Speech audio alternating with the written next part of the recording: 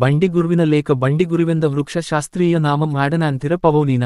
ఇతర భాషల పేర్లు: సంస్కృతం, కుచందన, తామ్రక, హిందీ, బారాజ్ఞచి, కన్నడ, మంజట్టి, మలయాళం, మనాకాటి, తమిళం, యానైకుంటామాని, ఆంగ్లము, కొరలూడ్ ట్రీ, రెడ్వుడ్ ట్రీ.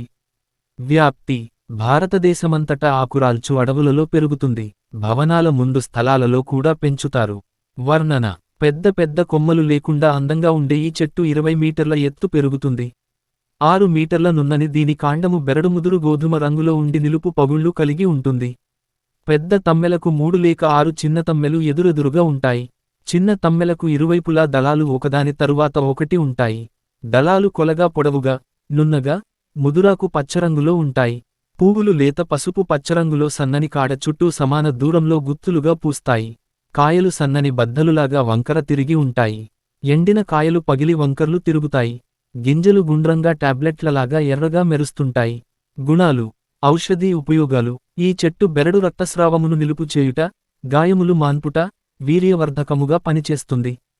పెద్ద పేగుల నుండి బంకపడుట, మూత్రములో రక్తము పడుట, వ్రణములను మాన్పుటకు, వాత రోగములకు మంచి ఔషధము.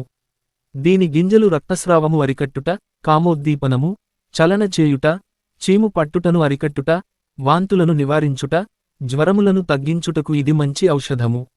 వాత, పిత్త రోగాలకు, శరీరపు మంటలను, అమిత దాహము, తలదిమ్మను తగ్గిస్తుంది. దీని కాండములోని గట్టి భాగము రక్తస్రావము అరికట్టుట, కామోద్దీపనము, బంక విరేచనములు అరికట్టుట, రక్తస్రావము, వాత రోగములకు పనిచేస్తుంది. ఉపయోగపడు భాగాలు: బెరడు, ఆకులు, విత్తనాలు, కాండము గట్టి భాగము.